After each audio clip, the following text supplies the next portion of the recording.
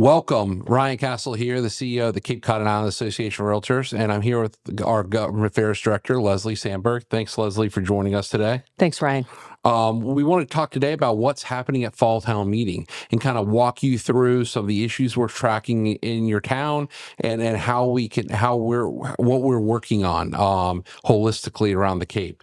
And so we'll start with a little bit, Leslie, about kind of what we look at. So at the government affairs side of the advocacy side of the association, we have really a public policy guide that kind of sets the framework for the issues we look at. Absolutely. And where the Cape Cod and Island Association of Realtors stands on those issues, because there's the same issues that happen time and time again. And rather than continue to look at, have to decide where we stand each time it comes up, we kind of have standing policies. And so that all falls in our public policy guide. And we've made some recent additions to that public policy guide by adding a session on building codes, for instance, like the specialized in energy building codes.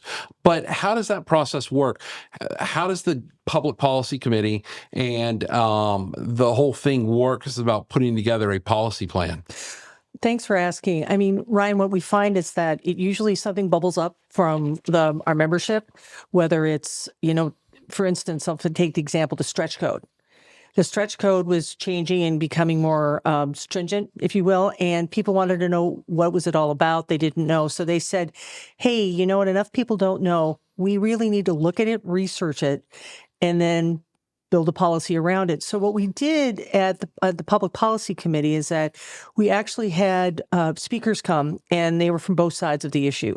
Those who are pro-stretch code and talk about the benefits, those that are worried about the stretch code getting more restrictive and saying how, the cost problems and the grid problems with that. We went through that. We talked amongst ourselves, and then we also talked with other people. We spoke with you. And from that, we were able to come down with a policy that actually everybody was comfortable with and could represent the policy that we want appropriately, and then we asked the board of directors to take a look at it, and you can take it from there. It, right? And that's the whole thing. It ultimately comes down to the board, but it starts at that committee level. Yeah. And it starts with you guys getting research and hearing opinions from a lot of different people and kind of saying, where do realtors stand on this based on our guiding principles of what we stand for, which is really the preamble to the code of ethics of being a realtor. So with that, you kind of see that whole guides of the Public Policy Committee role, the board director's role, and our policy guide that really then, once we have a policy guide, it allows you and I to actually get to work. Exactly. And actually allows us to contact and talk to, members of the select boards or planning boards or whatever, or staff, and say, hey guys, have y'all considered this? And it really helps inform us about the realtor's take on the issue by that kind of process through the Public Policy Committee. So I think that's a really important segment there. And so also on the main issues we look at, right? Mm-hmm. The last couple of years, they've been the same kind of issues. Yes. And really, we have really focused our policy efforts around 4 big issues, which is number 1 is bridge replacement. It's not necessarily a local issue, but our members have said this over and over. Our leadership has said this over and over. Bridge replacement and better access to Cape Cod is probably our biggest number 1 realtor issue right now, from the standpoint of how making sure we can do everything we can to move that forward. Another big issue that we are tackling on a daily basis is zoning reform and housing affordability issues, right? I think we all know the Cape has gotten more expensive. So how do we move forward on pushing zoning reform, pushing housing affordability, housing production issues, and moving forward that way? A big one component, because of once again, the preamble to the Code of Ethics talks about this, protection of private property rights. Yes. And how does that stuff that comes up, whether it's rental restrictions or whether it's building issues or building code issues, everything, how does it impact the private property rights of property owners? Correct. And then the last is a really Cape Cod specific thing, which is clean water infrastructure. This goes so much hand in hand with our housing affordability issue, but it's also our long-standing last several years campaign we've had about Realtors for Clean Water, about not only advocating for mechanisms like watershed permits and sewer infrastructure to move clean water water forward, but also educating our members about the clean water infrastructure and some of the nuances that are coming out of there. So that's kind of some of our, I think, our longstanding policy issues. Absolutely. And again, I think what people need to know with a public policy guide, it's a living, breathing guide, and it changes as issues come up. But also, it helps us use that lens of, when we're looking at a public policy issue, is how would our members look at it?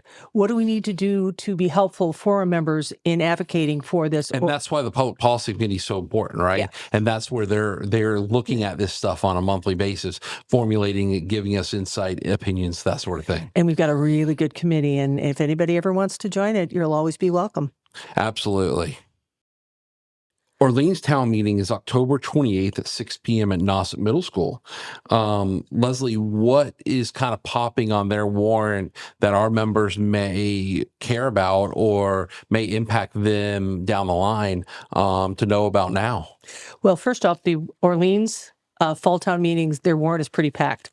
But I was able to find 4 articles that I think our members should know who are living there and voting there. The first one is Article 13. It has to do with wastewater funding. Orleans has done a great job on their sewer, and this is just another way that another funding article that they have. And it's to see if the town will vote to transfer from available funds the sum of $200,000 for the purpose of funding continued progress of the town's wastewater management program. So that's the first one. Pretty straightforward. Yeah, it falls right under our clean water infrastructure goals. Exactly. And then this is something that I think is very important because we've been talking about energy code and things, is Article 17, which is to create a climate protection plan. So they're going to ask town voters to transfer $100,000 from available funds for the purpose of funding climate sustainability and an environmental action plan in the town of Orleans. And then that'll be great because that'll give our members a chance to engage in that and to be part of the solution. And one of our strategic priorities as an association is to be engaged in issues that may be non-traditional for us to engage in on the front end so that we can be part of helping craft a solution that is good for the community and good for homeowners and property owners and buyers and sellers of real property. Exactly. And this is their first step that they're taking there.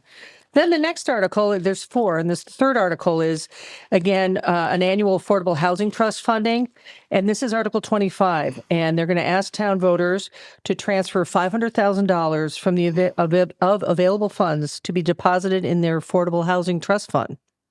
And the idea for that is the next article, because they'll have put about $500,000 into their affordable housing trust fund, and Article 26 is introducing funding for a housing action plan.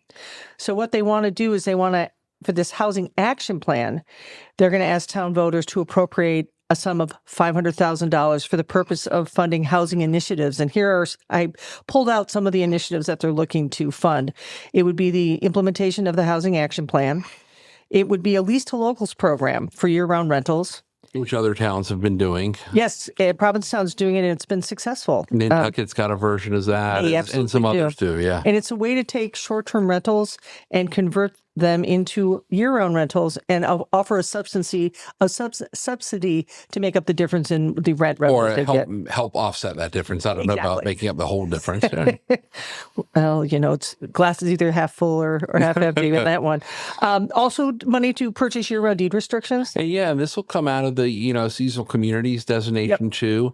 Is this idea of a year-round deed restriction and what that looks like and is set to be implemented by the Department of Livable Communities at the state level.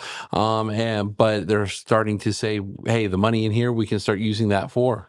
Exactly. And the idea around purchasing year-round deed restrictions, when you talk to people, it's to try to start creating year-round housing inventory for people. Another one, the way they would use this money is to support the Lower Cape ADU Resource Center. And finally, another one of their initiatives is to provide additional support for their local rental assistance program. And the support for the Lower Cape ADU Resource Center is going to be vital because you're going to start seeing a lot more people interested in doing ADUs under the Affordable Homes Act, which is creating a ability to have by right ADUs in every community around the state with keeping the zoning provisions in place, but eliminating some of the other restricted provisions that towns may have placed on ADU creation. And so you'll start seeing a lot more of that. And so I think having that resource to help homeowners guide themselves through it's going to be great. It's going to be really great. And that's what we have for Orleans for this fall. Thank you.